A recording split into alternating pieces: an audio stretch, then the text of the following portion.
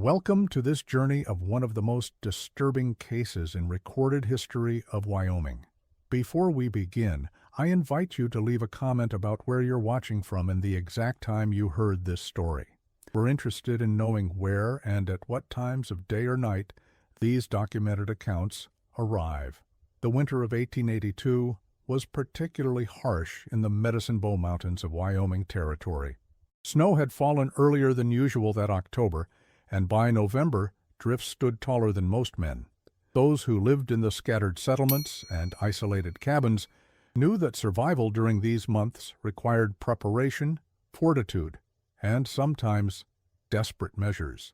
The Medicine Bow Range, named by the Native Americans who once harvested the mountain mahogany found there to craft their bows, had always been known for its unforgiving winters. Temperatures regularly plummeted to 30 degrees below zero, and blizzards could isolate settlers for weeks at a time. The railroad had only recently penetrated the territory, bringing with it a trickle of settlers, prospectors, and those seeking to escape the increasingly crowded eastern states.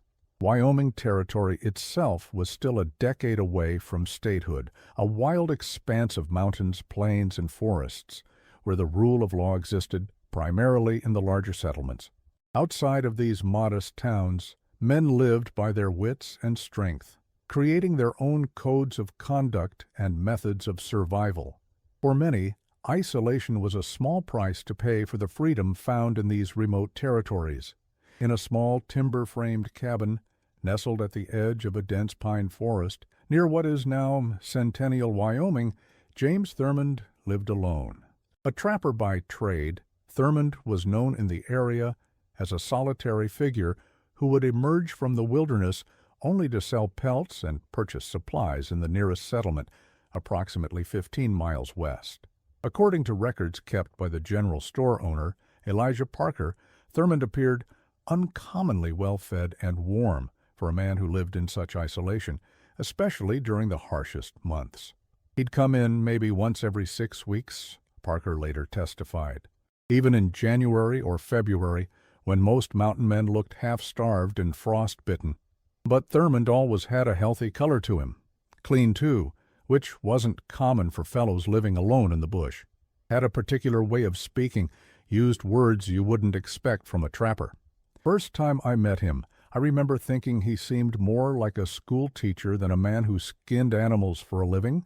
Parker's ledgers, preserved in the Wyoming State Archives, show regular purchases that paint a picture of a methodical, organized individual. Unlike many of the trappers who spent their earnings on whiskey and tobacco, Thurmond's purchases were primarily practical: salt, coffee, flour, ammunition, and occasionally medical supplies like alcohol, silver nitrate, and clean bandaging. He paid in cash or quality furs, never requesting credit, and according to Parker, counted his coins like a banker, precise to the penny. What made this observation peculiar was that travelers who occasionally passed Thurmond's cabin reported never seeing smoke from his chimney, even on the coldest days.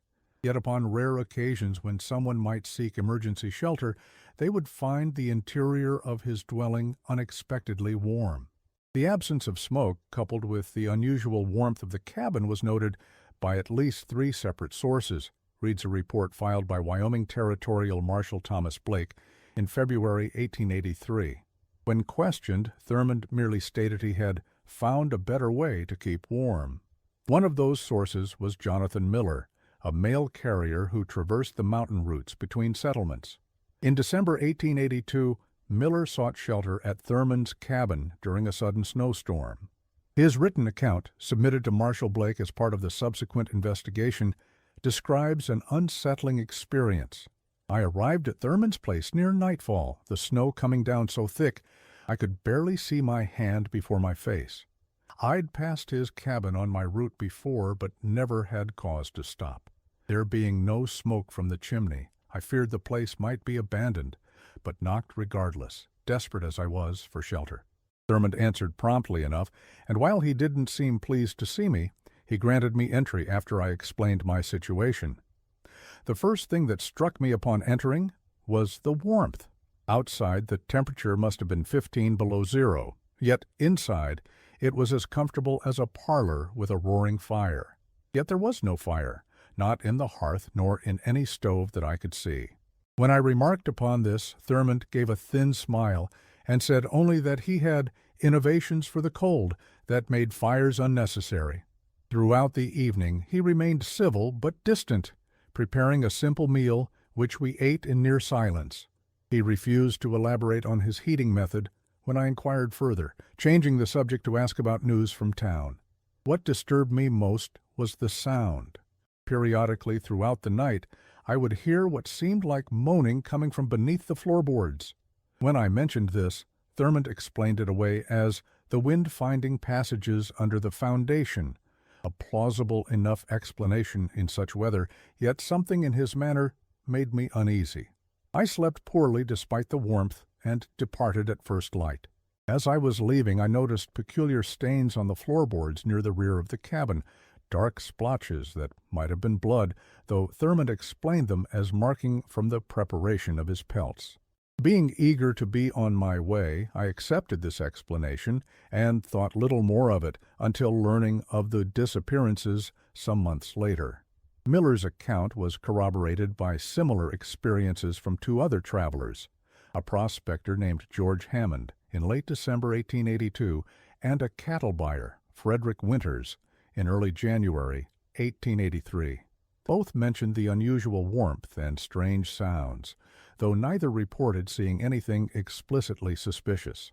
By spring of 1883, 5 men had gone missing in the region. All were travelers or prospectors passing through. All were last seen heading in the direction of Thurmond's cabin. The missing men were documented in Marshal Blake's official records as 1. Thomas Riley, 34, a prospector from Colorado, last seen in Medicine Bow on November 27, 1882, where he purchased supplies and mentioned heading east into the mountains. 2. Wilhelm Schmidt, 41, a German immigrant and former railroad worker who had taken to prospecting, last seen December 14, 1882.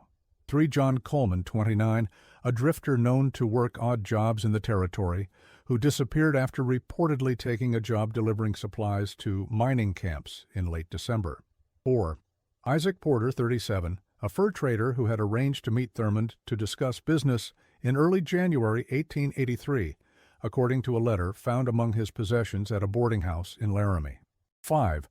Michael Cassidy, 35, a prospector who set out from Medicine Bow on February 3, 1883, telling Parker he planned to explore claims north of Thurmond's cabin. The investigation that followed would uncover a method of heating that would haunt the territory for generations to come. Initially, the disappearances were attributed to the harsh winter conditions. The territory was still largely untamed, and men frequently perished in blizzards or fell victim to accidents in the treacherous mountain terrain. Marshal Blake's initial inquiry was routine, a formality to document the missing persons in what was assumed to be yet another tragic winter in the Wyoming Territory. Blake, a former Union cavalry officer who had been appointed territorial marshal in 1879, was known for his methodical approach to law enforcement. Unlike many frontier lawmen who relied primarily on intuition and force, Blake maintained detailed records and insisted on evidence before taking action. The territory being what it is, he wrote in his annual report to the governor in 1882, a certain number of disappearances must be expected. Men venture into these wilds with insufficient preparation or experience, and nature takes its toll. Without evidence of foul play, we can do little more than document their passing. This pragmatic view changed, however, when patterns began to emerge. In his personal journal, which was not made public until decades after his death, Blake noted, 5 men missing along essentially the same route is beyond coincidence. Either there is some previously unidentified hazard in that section of the mountains, or someone is preying upon travelers in the area. What changed this perception officially was the discovery of unusual items during a routine tax assessment visit to Thurmond's property in April 1883. The assessor, William Grayson, noticed peculiar modifications to the cabin's construction. The walls were unusually thick, nearly twice what would be standard even for mountain dwellings. Moreover, the floor was raised approximately 18 inches above the ground, creating a hollow space beneath. Grayson, a former carpenter who had taken the position of county assessor after an injury left him unable to continue his trade, had a practiced eye for construction details. His official report, filed on April 17, 1883, includes technical observations that initially seemed merely curious but would later prove crucial. The cabin's outer walls appear to be standard construction, logs chinked with mud and moss. But upon closer inspection, I observed an interior wall of planed boards with approximately 6 inches of space between the two walls. This space was filled with what appeared to be a mixture of sawdust, ashes, and some form of mineral wool insulation that I could not immediately identify. The floor construction was even more unusual. Typically, a cabin of this sort would have a floor of split logs laid directly upon the earth, or perhaps raised slightly to prevent dampness. Thurman's floor, however, was raised a full 18 inches above ground level, creating a substantial space beneath. The floorboards themselves were milled lumber rather than hand-split logs, an expensive choice for such a remote location, and fitted together with remarkable precision. Most curious were the small holes, approximately 1/2 inch in diameter, drilled at regular intervals throughout the floor. When I inquired about these, Thurman explained they were for ventilation to prevent rot, which seemed plausible enough, though I've never seen such a technique employed elsewhere. Thurman explained that the modifications were for insulation purposes, Grayson noted in his official report. While unusual, I found no reason to question his methods, as the cabin was indeed notably warm despite no fire burning in the hearth. Had it not been for an unexpected spring storm that delayed Grayson's departure, the truth might never have been discovered. Forced to accept Thurman's reluctant offer of shelter for the night, Grayson would later describe in his sworn testimony hearing what sounded like labored breathing coming from beneath the floorboards during the night. It was not the sound of wind, as he later claimed, Grayson testified. I have lived my entire adult life in this territory and know well the sounds a structure makes in various conditions. This was unmistakably human, the ragged breathing of someone in distress. When I pressed my ear to the floor, I could hear what sounded like movement as well, though faint and seemingly restricted. When confronted the following morning, Thurman reportedly displayed no concern. Just the wind finding its way through the foundation, he explained. It gets caught sometimes and makes the strangest sounds. You get used to it after a while. Grayson's suspicions were aroused but not yet fully formed. It was only upon his return to Medicine Bow that he mentioned the strange encounter to Marshal Blake, who connected it to the recent disappearances. The description of the cabin's unusual construction and the unexplained warmth, despite no visible fire, sparked my interest, Blake wrote in his subsequent report, particularly when considered alongside the missing persons cases that had accumulated that winter. Blake didn't act immediately, however. His jurisdiction was vast, his resources limited, and at this stage, the evidence was still circumstantial. He noted in his journal, "Unusual construction and strange sounds do not warrant an arrest. I require more substantial grounds before organizing a posse to investigate a man who, whatever his eccentricities, has broken no law that we can prove." The catalyst came a week later when a hunter named Robert Finch discovered an item of clothing in a stream approximately 3 miles from Thurman's cabin, a distinctive red and black checked wool coat that was identified by Parker, the general store owner, as belonging to the missing prospector, Thomas Riley. The coat showed evidence of having been cut from the body, rather than removed normally with several long, straight slices through the fabric that appeared to have been made with a sharp knife. This constitutes evidence of potential foul play, Blake wrote in his report, dated April 24, 1883. The manner in which the garment was removed from its wearer suggests violence. Combined with the unusual circumstances reported at the Thurman cabin, I believe sufficient cause exists to conduct a thorough investigation of the premises. The isolation of Thurman's cabin had served him well. Situated in a small valley surrounded by dense pine forest and accessible only by a narrow trail that was often obscured by snow in winter, few visitors ever arrived unannounced. Those who did were either desperate for shelter or had specific business with the reclusive trapper. A survey map found in the county records office, dated 1879, shows the strategic nature of Thurman's chosen location. The cabin sat at the juncture of several game trails, providing excellent opportunities for trapping, but was also positioned in such a way that anyone approaching would be visible from at least a quarter-mile away in clear conditions. The nearest neighbor was more than 7 miles distant, ensuring that no sounds from the property would carry to other human ears. According to what limited records exist from the time, Thurman had arrived in the territory around 1878, shortly after serving in a cavalry unit stationed at Fort Laramie. Little was known about his background before military service, though rumors suggested he had once studied medicine back east before abandoning his education for reasons unknown. Military records obtained during the subsequent investigation showed that Thurman had indeed served in the 3rd Cavalry Regiment at Fort Laramie from 1875 to 1878, where he had worked primarily in the infirmary. His discharge papers described him as competent in his duties and noted that he had displayed considerable knowledge of medical procedures uncommon in an enlisted man. The regimental surgeon, Dr. Walter Hammond, reported that Private Thurman has assisted in numerous surgeries and demonstrated a peculiar aptitude for anatomical matters.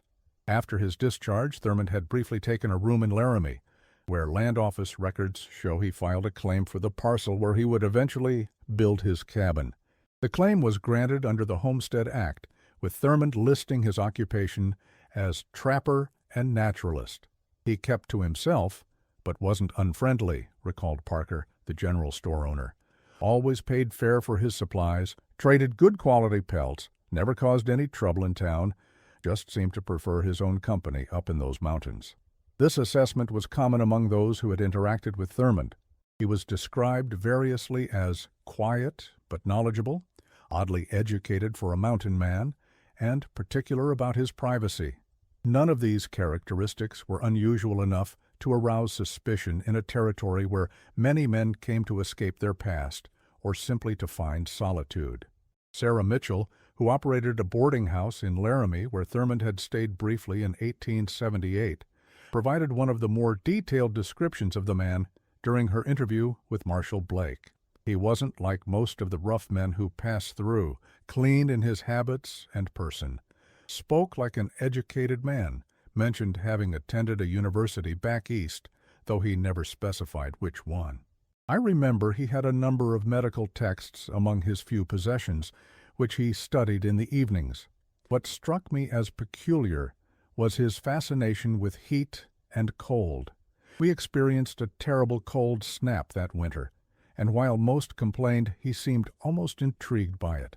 I recall him making notes about how long it took water to freeze at different temperatures, and once I overheard him muttering calculations about something he called thermal efficiency of biological systems. He asked odd questions, too, wanted to know how we kept the boarding house warm with minimal fuel, seemed particularly interested in how the kitchen stayed warmer than other rooms even when the stove wasn't in use. Said something about ambient heat generation that I didn't quite follow, paid his bill promptly when he left, and thanked me for the thermal observations, which I found a strange way of expressing gratitude for shelter. The investigation that Marshal Blake initiated in April 1883 proceeded cautiously. With limited manpower at his disposal and the spring thaw making the mountain trails treacherous with mud and meltwater, it took nearly 2 weeks to organize a small posse to investigate Thurman's remote cabin. Blake selected his team carefully, choosing men with military or law enforcement experience who could be trusted to follow orders and maintain composure regardless of what they might discover. His posse consisted of Deputy Marshal Richard Holt, a former Texas Ranger with extensive tracking experience, Sheriff's Deputy Walter Prescott from Laramie County, Dr. Samuel Warren, the only physician within 50 miles, brought along in case medical assistance was required, Robert Finch, the hunter who had discovered Riley's coat serving as guide. They departed Medicine Bow on April 27, 1883, planning to approach Thurman's cabin from an unexpected direction to prevent him from being alerted to their presence. The journey was documented in Deputy Holt's Field Journal, which provides insight into the growing tension as they neared their destination. April 28th made camp 10 miles south of Thurman's Place. Marshal Blake intends to circle around and approach from the east at first light, believing this will give us the advantage of surprise as the main trail comes from the west. Finch reports fresh game trails, but no sign of human passage. The marshal has ordered weapons loaded but holstered. We are to take Thurman alive for questioning, if at all possible. Dr. Warren seems uneasy about the whole business. Can't say I blame him. There's something about this case that sits wrong in the gut. What they discovered there would become the subject of hushed conversations in Wyoming saloons and around campfires for decades to come. The posse arrived at Thurman's cabin on April 29, 1883. The cabin appeared deserted with no sign of Thurman himself. The door was not locked, unusual for a frontier dwelling, and the interior was in a state of surprising order. Everything had its place, Deputy Marshal Richard Holt noted in his account. Tools hung on the wall in precise arrangements. Supplies were organized methodically on shelves. The bed was made with hospital corners. It had the appearance of a place where a man of methodical habits lived, not the typical chaos of a trapper's cabin. Blake's official report elaborated on the unusual features they observed. The cabin contained a small bookshelf with approximately 20 volumes, primarily medical texts and journals. Of particular note was a hand-bound journal in which Thurman had made extensive notes regarding human anatomy, with specific emphasis on metabolic processes and heat generation. These notes included detailed diagrams that, while clinical in nature, suggested an unwholesome preoccupation with the internal organs responsible for generating body heat. Among his personal effects, we discovered correspondence with medical supply houses in Denver and Salt Lake City, with orders for surgical instruments not typically required for frontier medicine. These included specialized retractors, clamps of unusual design, and various cauterizing tools. A trunk beneath the bed contained an assortment of personal items belonging to other individuals, watches, wallets, letters, and identifying documents that matched the names of several missing persons. Most disturbing was the careful inventory Thurman had maintained, listing each item alongside observations about its owner's thermal output and sustainability. Most notable was the floor. Constructed of pine planks that had been planed smooth and fitted together with unusual precision, it featured no visible means of access to the space beneath that the tax assessor had mentioned. It took the men nearly an hour of careful examination to discover the mechanism, a section of flooring near the rear wall that could be lifted when pressure was applied to a specific board. When raised, it revealed a narrow stairway descending into darkness. Upon discovery of the hidden access, Blake wrote, I ordered Deputy Prescott to remain at the entrance while Deputy Holt and I descended with lanterns to investigate. Dr. Warren was instructed to be prepared to render medical assistance if necessary.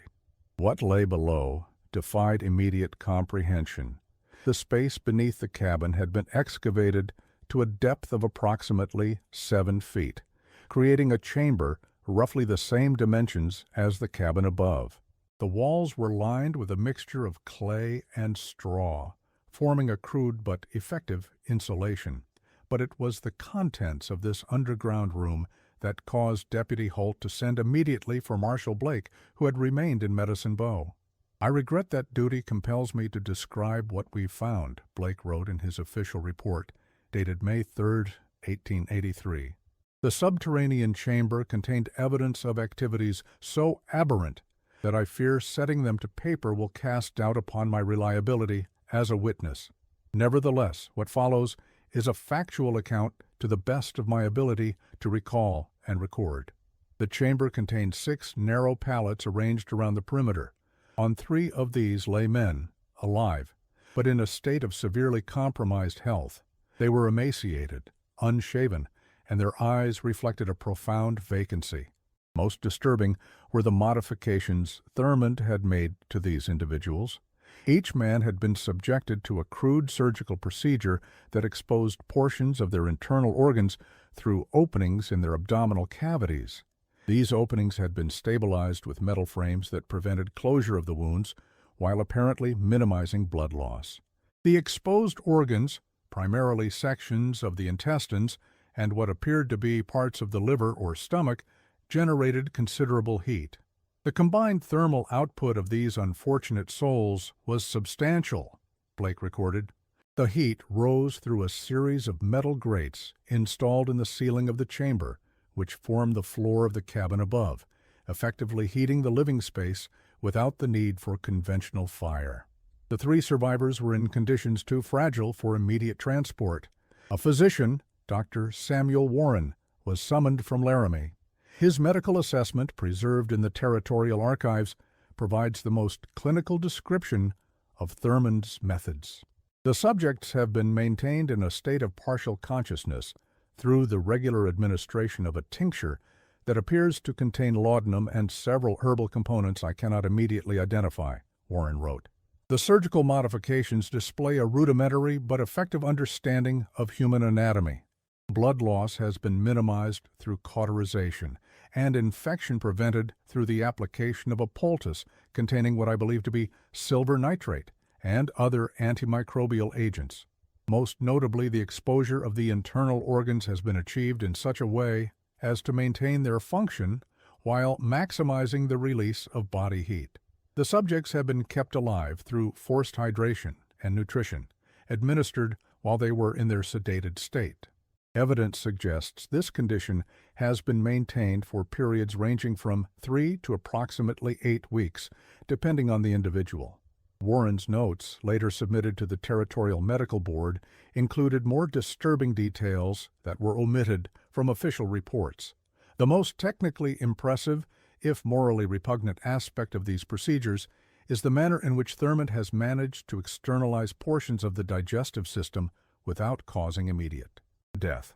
By creating a sort of window into the abdominal cavity and stabilizing it with a frame of his own design, he has exposed the organs that generate the most heat during normal metabolic processes. The metal frames appear to have been fashioned from modified stove parts, suggesting an understanding of both anatomical and thermal principles. More disturbing is the evidence that Thurmond attempted multiple variations of this technique, refining it over time. The most recent subjects show more sophisticated modifications than what appear to be earlier attempts, indicating a process of experimentation. Most chilling is the feeding apparatus he designed, a system of funnels and tubes that allowed for the introduction of nutrient-rich broths directly into the digestive system while bypassing normal consumption. This, combined with the regular administration of sedatives, created what can only be described as living furnaces, human beings reduced to their basic metabolic function of generating heat. Of the 3 survivors, only one, identified as Michael Cassidy, a prospector from Colorado, recovered sufficiently to provide testimony. The other 2 succumbed to their conditions within days of rescue, despite Dr. Warren's best efforts. The recovery process for Cassidy was long and fraught with complications. Warren's medical logs detail the challenges. May 7, 1883, Cassidy remains in critical condition. The closure of his abdominal wounds presents significant difficulties due to the extended period the tissues have been held open by Thurmond's frame. Infection remains the primary concern, though the silver nitrate treatments Thurmond applied have been surprisingly effective at preventing putrefaction. May 12, 1883, removed the last of the metal framework today. Cassidy regained consciousness briefly but became severely agitated and had to be sedated again. The psychological trauma appears as severe as the physical. May 20th, 1883. Cassidy's wounds are showing signs of healing, though he will carry extensive scarring for the remainder of his life. He has begun speaking, though he is often incoherent, alternating between periods of clarity and confused rambling about the heat beneath and becoming the furnace. June 1st, 1883. Physical recovery continues to progress more rapidly than mental. Cassidy can now sit upright and take solid food, but experiences severe anxiety when in enclosed spaces and becomes particularly distressed by the sound of floorboards creaking overhead. Cassidy's account, recorded on June 7, 1883, after several weeks of recovery, provided insight into Thurman's methods of acquiring his heating sources. "I was caught in a blizzard," Cassidy stated. "Couldn't see more than a foot ahead. Would have died for certain if I hadn't stumbled on that cabin." He seemed decent enough at first, offered me soup and coffee, said I could stay until the storm passed. I recall drinking the coffee and then nothing clear until I woke in that place beneath the floor. He was standing over me, explaining in this calm, almost professorial manner what he had done and why I should be grateful. Said I was serving a greater purpose, that I was generating heat that would help him survive the winter, and that it was a fair exchange for him saving me from freezing to death in the blizzard. He would come down daily to clean the openings he had made and change the bandages. All was very methodical, would feed me some kind of broth and give me water. Sometimes he would read aloud from a medical text while he worked, talked about thermal regulation and the heat-generating properties of the human metabolic system. There were others there before me. I could hear them sometimes, moaning. But he kept us all sedated most of the time. It was like existing in a nightmare where you can't fully wake up. Further details from Cassidy's testimony reveal the calculated nature of Thurman's approach. He had this way of talking about us, not as people, but as units or systems. He'd measure our temperatures regularly, placing a thermometer near the exposed parts. Would write everything down in his journal, muttering about efficiency and output. Once, when I was more lucid than usual, I asked him why he was doing this. He seemed surprised by the question, as if the answer was obvious. "Heat without fire is the perfect solution," he said. "No smoke to give away your position, no wood to chop, no risk of forest fires. Just the natural warmth that humans generate anyway, but optimized." The way he explained it, so rational and calm, was almost worse than if he'd been some raving madman. He truly believed he'd discovered something valuable, something worth doing. Called it his contribution to frontier science. Marshal Blake's subsequent investigation attempted to trace Thurman's movements following his hasty departure. Evidence suggested he had fled north, possibly toward Montana Territory, but the trail quickly went cold. It appears Thurman abandoned the cabin approximately 48 hours before our arrival, Blake reported. Tracks indicate he departed on horseback, taking a northern route through the mountains rather than following established trails.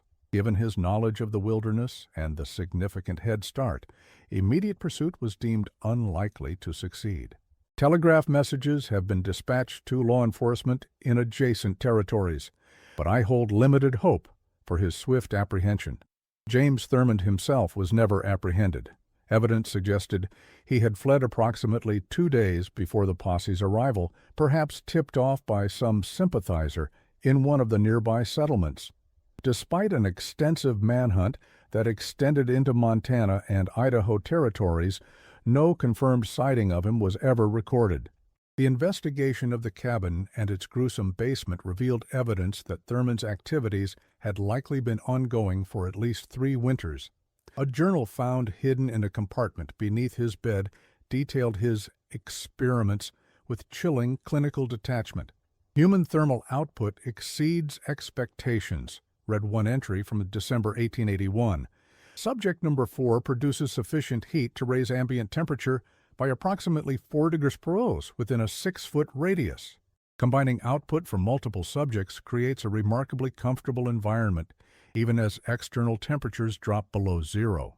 Further refinements to the exposure technique may yield even greater efficiency. Another entry, dated January 1882, noted, "The installation of the grated floor has proven most effective. Heat rises naturally through the openings and creates a uniform warmth throughout the cabin. No smoke to draw unwanted attention, no wood to chop. Simply the endless furnace of human metabolism, nature's most efficient heating system, previously untapped due to societal squeamishness rather than any practical limitation." Most disturbing were Thurman's reflections on the sustainability of his method. Subject number 2 expired today after 47 days. Notable improvement over previous duration of 32 days for subject number 1. The modified feeding regimen appears to extend viability. Must continue refinements if subjects are to last the entire winter. The procurement process is tedious and carries inherent risks of discovery. The journal contained other entries that provided insight into Thurman's background and thinking. December 3, 1881. Professor Ainsworth would be impressed with my adaptation of his theories on metabolic heat generation. While he confined himself to measuring output in laboratory conditions, I have taken the practical step of harnessing this energy. What a pity that conventional medicine remains so constrained by meaningless ethical considerations. Progress requires boldness. December 18, 1881. Had momentary concern today when Miller, the mail carrier, sought shelter during the storm. He noticed the warmth, of course, but accepted my vague explanation without much question. Humans are remarkably unobservant when presented with comfortable conditions. They rarely inquire too deeply into the source of their comfort.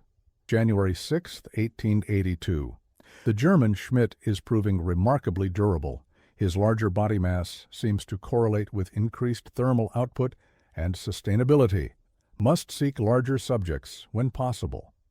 The scrawny drifter barely lasted a month and provided minimal heat. January 29, 1882. Today marks the 3-year anniversary of my departure from Johns Hopkins.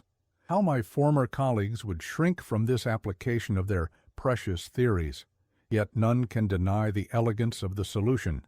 No combustion, no resource depletion, merely the redirection of heat that would otherwise be wasted. Is this not the very definition of efficiency they so revere? This last entry provided the first concrete clue to Thurman's background, suggesting he had some association with Johns Hopkins University, possibly as a medical student or researcher.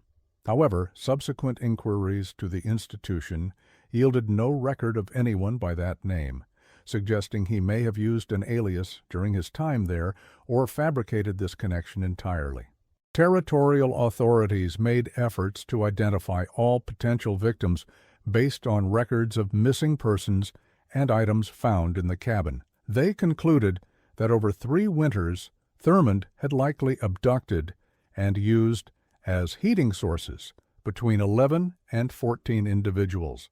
Evidence suggested that when his subjects expired, he disposed of the remains in a deep crevasse, approximately 1 mile from his cabin. Blake's report describes their discovery of this disposal site. Following directions derived from notations in Thurman's journal, we located what appears to be his preferred method of disposing of remains. A natural fissure in the limestone formation east of the cabin, approximately 60 feet deep, contains evidence of multiple human remains in various stages of decomposition. Recovery efforts are hampered by the depth and narrowness of the crevasse, as well as by predator activity in the area. A search of this crevasse in the summer of 1883 yielded human remains, but heavy snowmelt and predator activity had rendered them largely unidentifiable. They were collected and given a proper burial in an unmarked grave in the Medicine Bow Cemetery, as no specific identities could be confirmed. The cabin itself was burned to the ground by order of Territorial Governor William Hale, who deemed it a site of such exceptional depravity that its continued existence serves no purpose but to draw the morbidly curious. The official record was sealed by federal authorities, ostensibly to prevent panic and to protect the families of the victims from the horrific details of their loved ones' final days. Governor Hale's official statement, published in the Cheyenne Daily Leader on June 15, 1883, made only vague references to the true nature of the crimes. It is with solemn duty that I report the resolution of several disappearances that occurred in the Medicine Bow region this past winter. Through the diligent efforts of Territorial Marshal Thomas Blake and his deputies, an individual responsible for multiple murders has been identified, though he remains at large. The Territory offers a reward of $500 for information leading to the apprehension of James Thurmond, formerly of Medicine Bow County. In respect for the families of the deceased and the sensibilities of our citizens, specific details of these crimes will not be published. Let it suffice to say that justice will be pursued with all resources available to this office, and that the safety of our citizens remains our highest priority. This carefully worded statement, revealing nothing of the true nature of Thurmond's activities, set the pattern for the official treatment of the case. Within government and law enforcement circles, however, the details were known and discussed with a mixture of horror and morbid fascination. A letter from U.S. Marshal James Blackthorne to the Attorney General dated July 1883 requested federal assistance in the manhunt for Thurmond. The nature of the crimes committed by this individual are of such an extraordinary and depraved character that I believe federal resources are warranted in his pursuit. Beyond the immediate justice for his victims, there exists a concern that Thurmond's methods might be adopted by others if knowledge of them were to spread. The man combines the worst aspects of scientific knowledge and moral bankruptcy, a combination that opposes unique dangers to frontier communities. For nearly 30 years, the case remained largely unknown outside of local oral history. Then, in 1912, journalist Edward Calloway uncovered references to the Thurmond Heating murders while researching a book on frontier justice in Wyoming. His inquiries led him to Michael Cassidy, the sole surviving victim, who had relocated to Sacramento, California. Calloway's notes describe his first meeting with Cassidy. He is a man visibly marked by his ordeal, though nearly 30 years have passed. Physically, the scars are evident. He keeps his shirt buttoned to the collar despite the warm weather, but the edges of the surgical scars are visible at his neckline. More profound is the psychological impact. He jumps at sudden noises, refuses to sit with his back to a door, and maintains his residence at a temperature that most would find uncomfortably warm. When I introduced myself and explained my research, he initially refused to speak about his experiences. "Some things are better left buried," he told me, "like the men whose bodies never came out of that hole in the ground." It was only after I explained that rumors of the case were already circulating, often in wildly exaggerated forms, that he agreed to provide an accurate account, though only under the condition that it not be published until after his death. Cassidy, by then an elderly man still bearing the physical and psychological scars of his ordeal, agreed to a single interview on the condition that it not be published until after his death. He passed away in February 1913, and Calloway's article appeared in the Sacramento Union the following month. "I still feel cold all the time," Cassidy told Calloway. "Doctors say there's nothing physically wrong with me that would cause it. But after what he did to me, using my own body's heat for his comfort while I lay dying beneath his feet, I don't think I'll ever feel warm again." Calloway's article, titled "The Human Furnaces of Medicine Bow," presented a factual, though somewhat sanitized account of Thurmond's crimes. Despite these editorial restraints, the story caused a sensation. The article concluded with a reflection that captured public imagination. The pioneers who settled this nation faced challenges that modern citizens, with our railroads and telegraphs and steam-heated buildings, can scarcely comprehend. The isolation, the brutal elements, the constant struggle for basic survival, these pressures forged remarkable strength and ingenuity in many. But in James Thurmond, they created something else, a man who solved the problem of winter cold through means so abhorrent that even the official records have been sealed. As we consider the march of progress that has tamed much of the western frontier, perhaps we should be grateful not just for the conveniences of modern life, but for the social structures that prevent men like Thurmond from acting upon their darkest innovations. For if the frontier's greatest gift was freedom, its greatest peril was the opportunity it afforded for unchecked depravity far from the constraints of civilization. The publication of Calloway's article sparked renewed interest in the case. Several sensationalized accounts appeared in newspapers across the country, many embellishing the already horrific details with supernatural elements entirely absent from the original reports. One such account, published in the Chicago Tribune under the headline, "Wyoming's Vampire Trapper," claimed that Thurmond had drunk the blood of his victims to sustain himself through the winter, a fabrication with no basis in the actual case, but indicative of how the story had captured public imagination and begun to evolve into frontier legend. In response, the Wyoming Historical Society commissioned historian Thomas Milligan to compile an authoritative account based on the original documentation. His monograph, The Medicine Bow Horror, a factual account of the Thurmond case, was completed in 1915 but was deemed too disturbing for general publication. Only 5 copies were produced, with 4 placed in sealed archives and 1 retained by the Historical Society. Milligan's introduction to the monograph, excerpted in a private letter to the Society's president, explained his approach. "I have endeavored to present the facts of this disturbing case without sensationalism or unnecessary graphic detail, but also without the sanitizing obscurity that has allowed legend to supplant history." The Thurmond case, horrible as it is, represents an important, if disturbing, chapter in Wyoming's development, a reminder of both the extraordinary challenges posed by frontier life and the moral hazards of complete isolation from society. While I understand the Society's decision to restrict access to this document, I believe that accurate history, even when disturbing, serves us better than comforting mythology. The Thurmond who emerges from the primary sources was not a supernatural monster, but something perhaps more disturbing, a human being of considerable intelligence who simply decided that the comfort of one man justified the torturous deaths of many. In 1943, during research for a comprehensive history of Wyoming Territory, historian Margaret Franklin gained access to Milligan's monograph. Her notes, preserved in the University of Wyoming archives, express shock at what she found. Milligan's account contradicts the popular narrative in several key aspects, she wrote. Far from being a deranged mountain man, Thurmond appears to have been a man of considerable education who approached his atrocities with scientific detachment.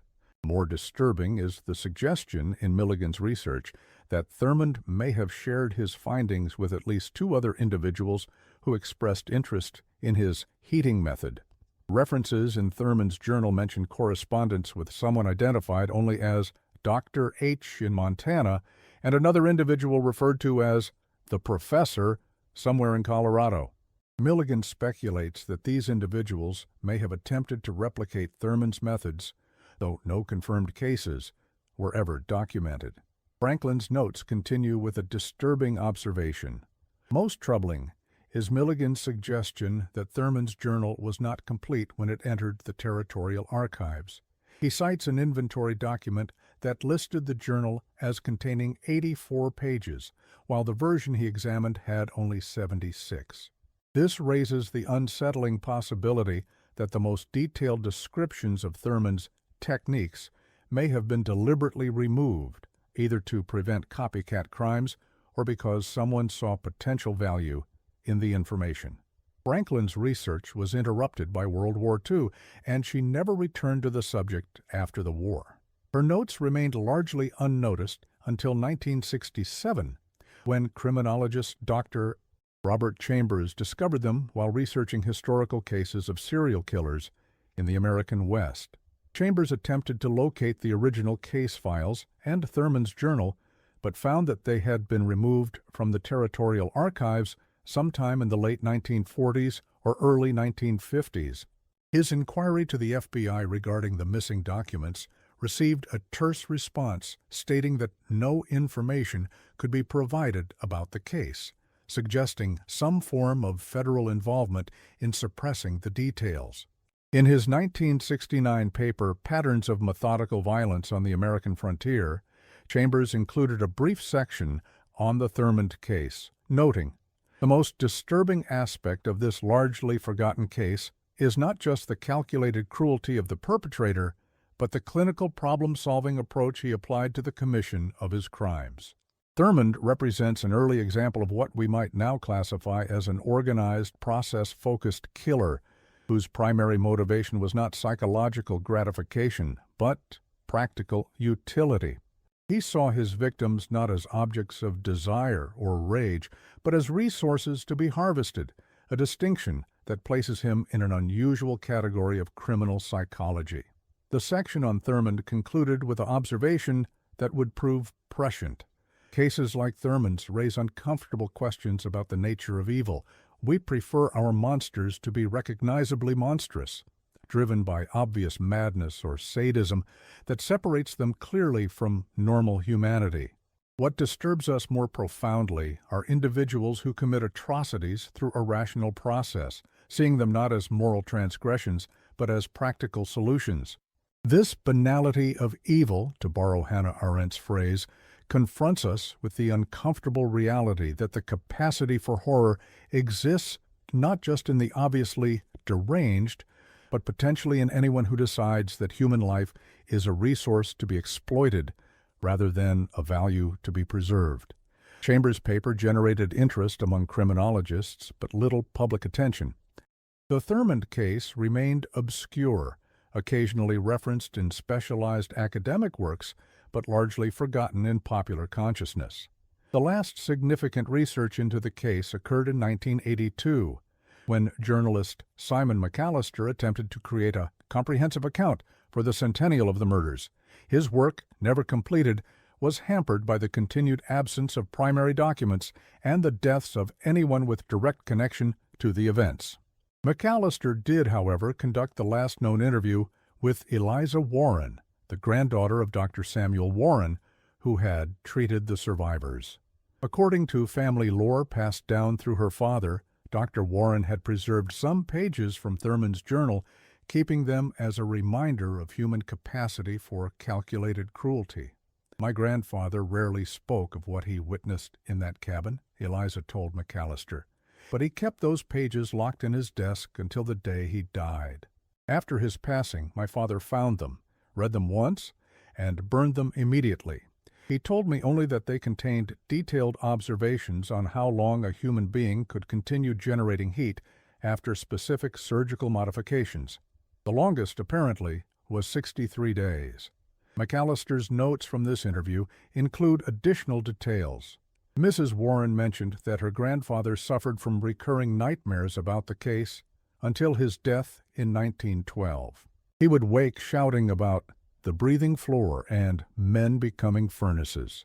More than once, he told her father that the worst aspect of the case wasn't what he found in that cabin, but the clinical precision with which it had been done. "It wasn't the work of a madman," he reportedly said. "That would have been easier to comprehend. It was the work of a sane mind that had simply decided other human beings were acceptable fuel." That's what haunted him, not just what Thurmond did, but the methodical way he approached it, as if he were conducting a legitimate scientific experiment. McAllister's research notes, donated to the Wyoming State Historical Society after his death in 1996, include a tantalizing reference to a potential sighting of Thurmond that had never been included in official records. Court records from Butte, Montana, 1889. Physician James Thompson testified as expert witness in a mining's accident case. Description matches Thurmond, mid-40s, educated manner, unusual knowledge of human anatomy. When questioned about his credentials, became evasive and disappeared from town before cross-examination.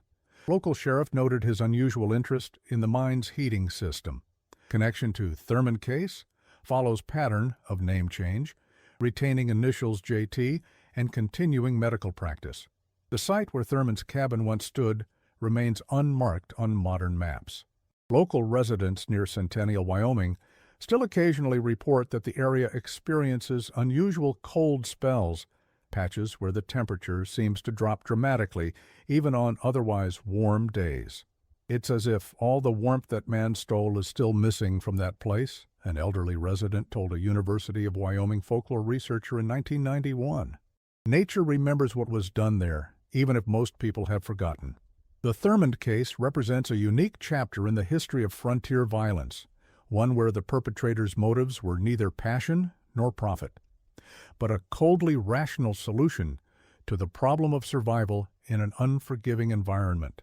His methodical approach and apparent background in medical science make the case particularly disturbing, suggesting as it does that education and intelligence, when divorced from moral constraints, can lead to innovations of unimaginable cruelty. The case has occasionally drawn attention from modern forensic psychologists, including Dr. Elizabeth Harmon, who included a brief analysis in her 2002 book, The Rational Killer: Logic and Murder in American Crime. The Thurmond case, though rarely discussed in mainstream criminology, represents an important prototype of what I term utilitarian murder, killing not for emotional satisfaction, financial gain, or elimination of witnesses, but as a means of solving a practical problem.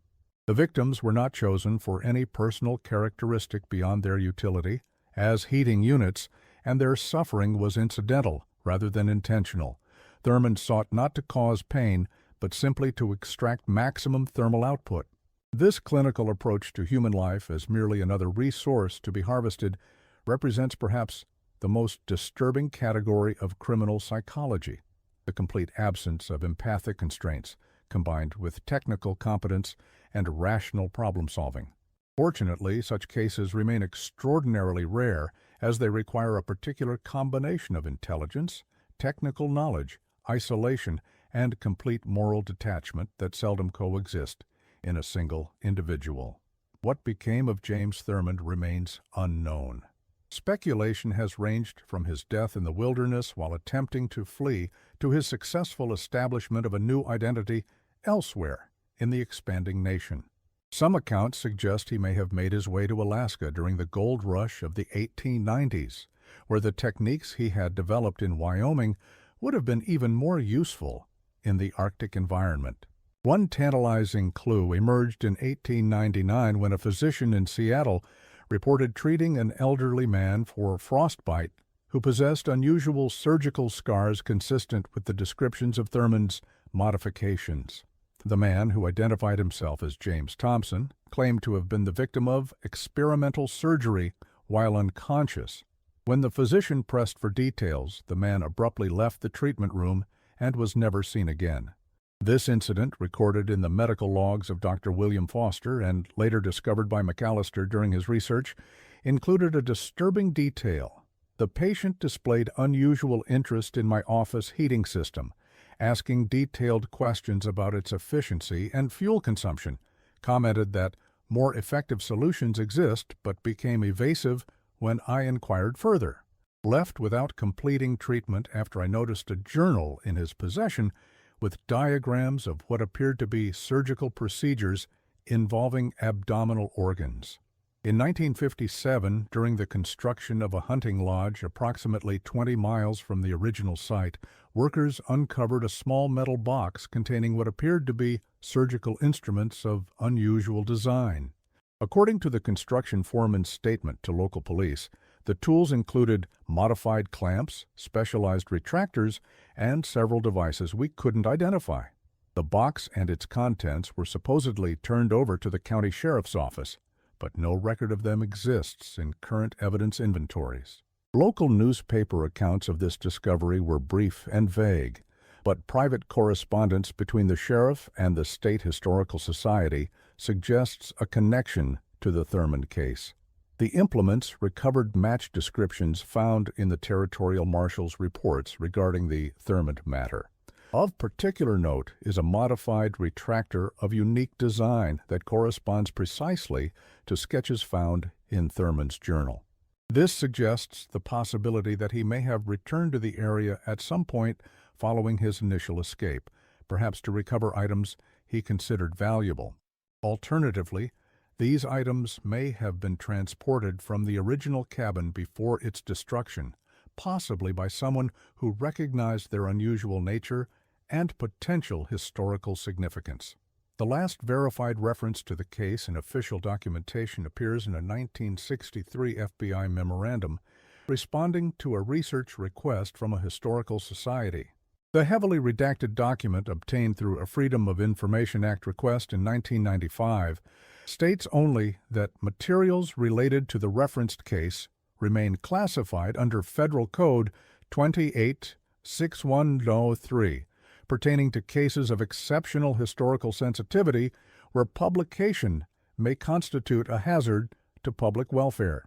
This classification, typically reserved for cases involving national security or those containing details that might inspire copycat crimes, has prevented full academic examination of what may have been one of the most methodical and utilitarian series of murders in American history. A former FBI archivist, speaking on condition of anonymity to researcher Diana Reynolds in 2004, offered a potential explanation for this unusual level of secrecy. The Thurman file was part of a category we informally called instruction manuals, cases where the documentation essentially provided step-by-step guidance for committing similar crimes. Most murder cases don't fall into this category. They're records of crimes of passion or opportunity that don't require special knowledge. But occasionally you encounter cases like Thurman's, where the perpetrator developed a methodology that could be replicated by others with the right information. In these instances, the Bureau has historically taken the position that public interest in historical accuracy is outweighed by the risk of providing a blueprint for similar crimes. This is especially true in cases involving unusual or innovative methods that might not occur independently to another potential offender. Today, the Medicine Bow Mountains attract hikers, hunters, and nature enthusiasts who travel its trails, unaware of the horror that once unfolded in a remote cabin. The forest has reclaimed the clearing where Thurman's dwelling stood. No physical trace remains of the place where men were transformed into living furnaces for one man's comfort. Perhaps it is better this way. Some innovations, no matter how effective, deserve to be forgotten. Some problems should remain unsolved rather than addressed through means that corrupt the very essence of humanity. Thurman's better way of heating a cabin without fire was one such solution, a testament to human ingenuity in its darkest form, where the sanctity of life becomes secondary to the practical problems of survival. As winter descends each year on the Medicine Bow Mountains and modern residents turn up their thermostats or stack firewood beside efficient modern stoves, few give thought to alternative heating methods. None suspect that beneath the documented history of Wyoming's development lies the story of a man who solved the problem of winter warmth through means too horrible to be remembered in official histories. And perhaps somewhere in the vast wilderness of North America, in some remote cabin where no smoke rises despite the bitter cold outside, Thurman's methods may live on, passed through whispered conversations or fragmentary notes, a terrible knowledge waiting to be rediscovered when necessity overcomes morality. Some say that on particularly cold nights, hikers in the Medicine Bow Mountains occasionally report a peculiar sensation, areas of unexpected warmth in the midst of the freezing forest, accompanied by what sounds like labored breathing coming from beneath the frozen ground. Rangers attribute these reports to exhaustion, fear, or the mind's tendency to play tricks in the wilderness. After all, no one heats cabins without fire. No one has found a better way. But in the winter of 1882, in a remote cabin in Wyoming Territory, James Thurman did, and the knowledge of his method remains buried in scattered archives and fading memories. A solution to the problem of cold that came at a cost too terrible to acknowledge in the official history of the American frontier. The story of the mountain man who heated cabins without fire serves as a grim reminder that true horror lies not in supernatural phenomena or monstrous creatures, but in the calculated cruelty that human beings are capable of inflicting upon one another when survival is at stake and moral constraints are abandoned. And as you sit listening to this account, perhaps in the comfort of your heated home, consider for a moment the source of that warmth, and be grateful for the conventional methods that separate us from the darkness that once found expression in a solitary cabin in the Wyoming wilderness.